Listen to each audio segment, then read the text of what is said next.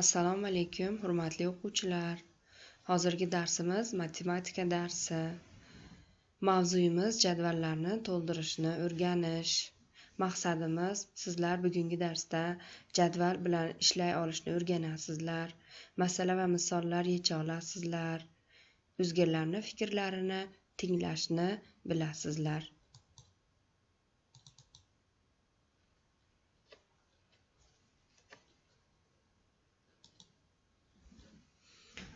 Hozir aziz bolajonlarim, daftarlarimizni olib, bugungi sanani yozib, matematik diktant o'tkazib olsak. Matematik diktant yozishga tayyormisiz? Unday bo'lsa, yozing. 26 17 17 ichida birliklari nechta, o'nliklari nechta? Barakalla, birliklari 7 ta, o'nliklari 1 ta. Davom etamiz. 11 45 62 62 sonini ham o'nlik birliklarini bir aytib yuborsangiz. Barakalla. Davom etamiz. 10 41 Matematik diktantni yozib tugatdik. Diktantimizni onalarimiz bir nazoratga olib qo'ysin, iltimos.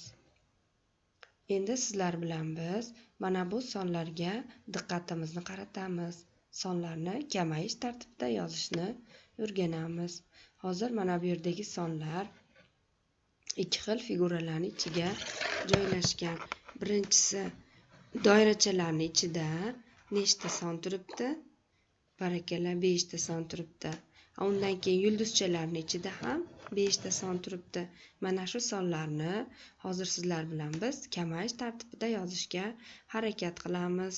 Ruchkalarimizni qo'limizga olib, birinchi doiraning ichidagi sonlarni kamayish tartibida yozishga harakat qilamiz. Demak, buning uchun biz hozir sizlar bilan eng katta sonni tanlab olamiz.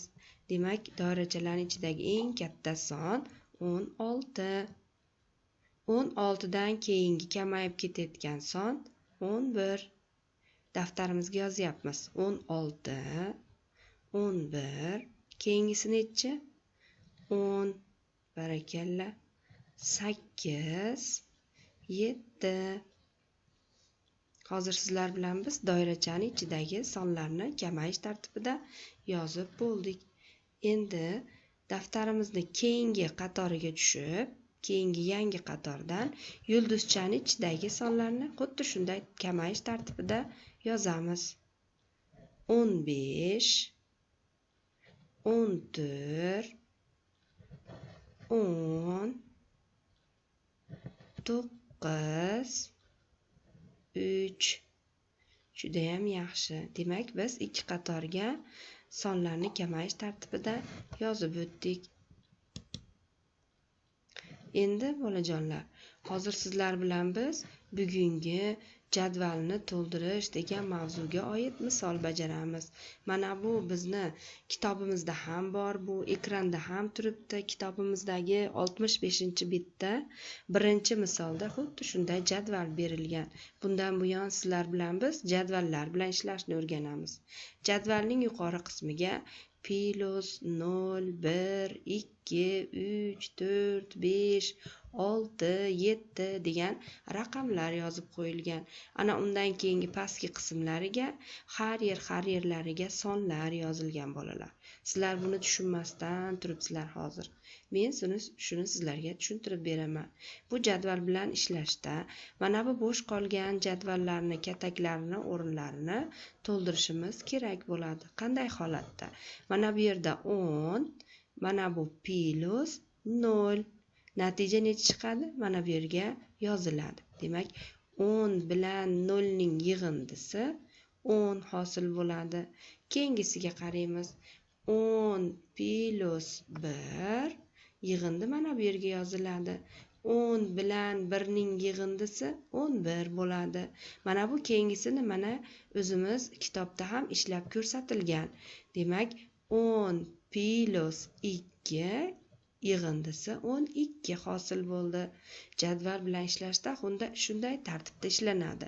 10 plus 3 yig'indi necha bo'ladi? 13. Barakalla. 10 plus 4 14. Endi keyingi misolni qarab ko'ramiz. Bu ham xuddi shunday 10 bilan bo'lgan holatda bajariladi.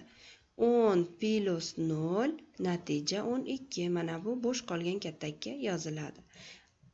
12 bilan 1 ning yig'indisi 13 ga teng bo'ladi.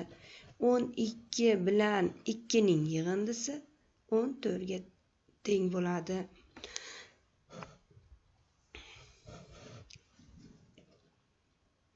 Endi jadvalning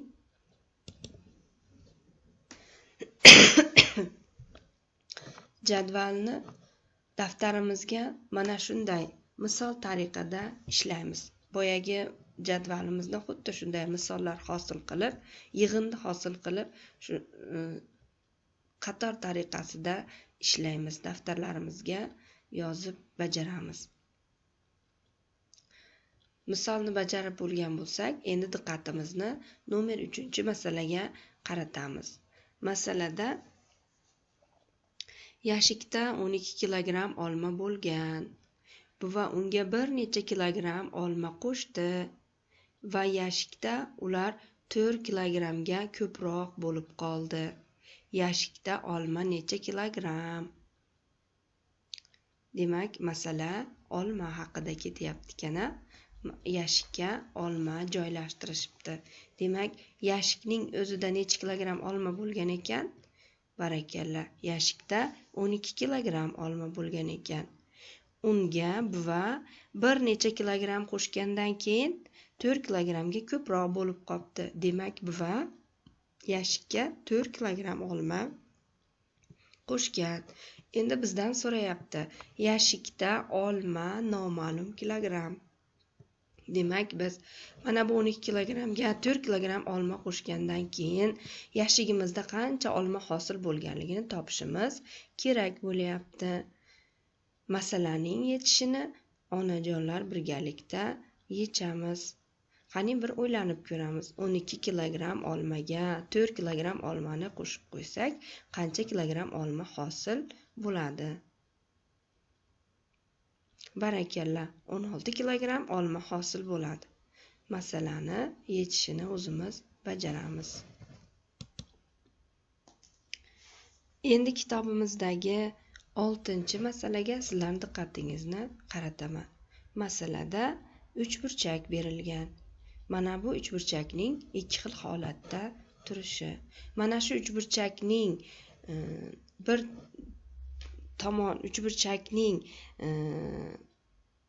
shunday bir chiziq o'tkazishimiz kerakki, o'tkazganimizda ikkita 3 burchak hosil bo'lishi kerak.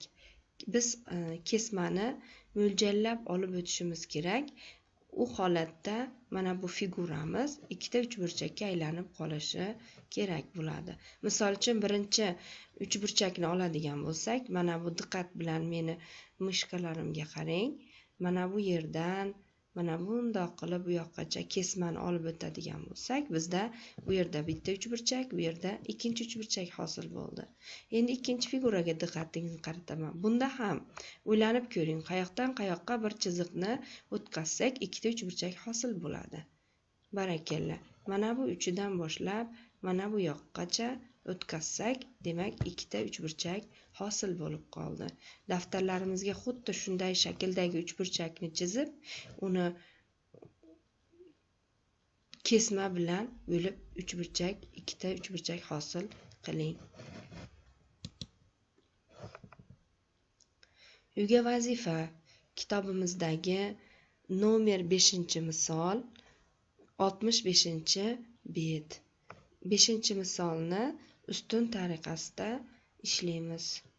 E'tiboringlar uchun rahmat. Bugungi darslarimiz sizlarga tushunarli bo'ldi degan umiddaman.